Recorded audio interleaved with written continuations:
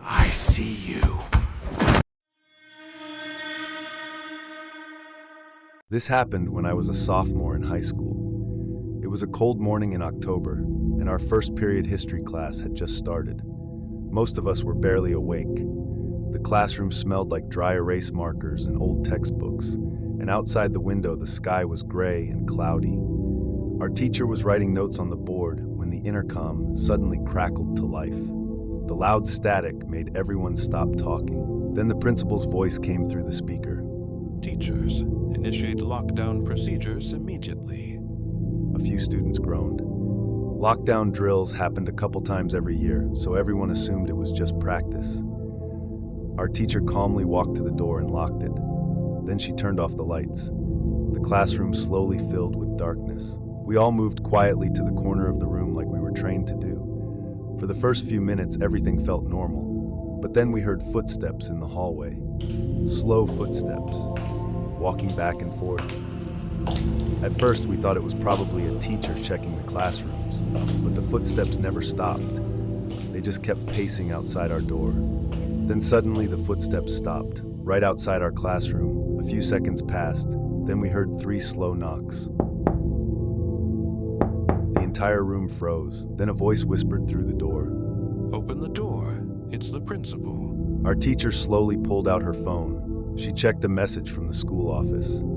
Her face suddenly turned pale. She looked at us and whispered something that made my stomach drop. The principal isn't even here today. The knocking stopped instantly. Then the footsteps slowly walked away down the hallway.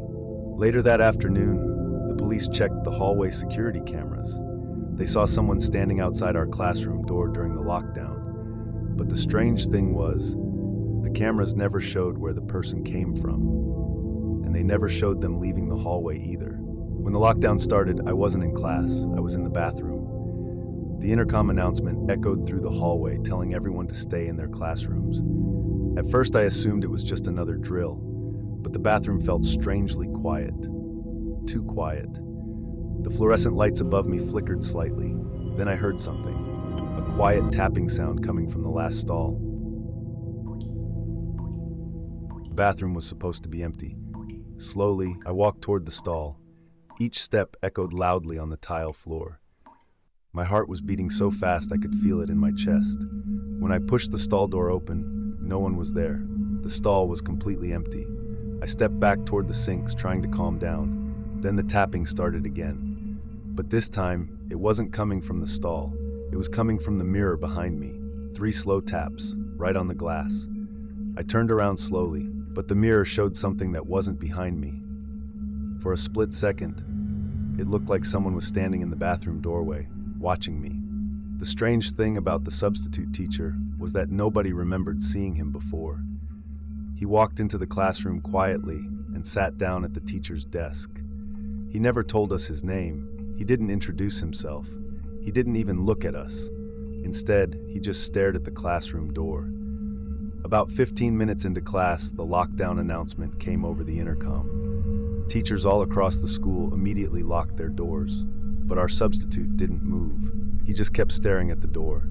Then slowly, he smiled.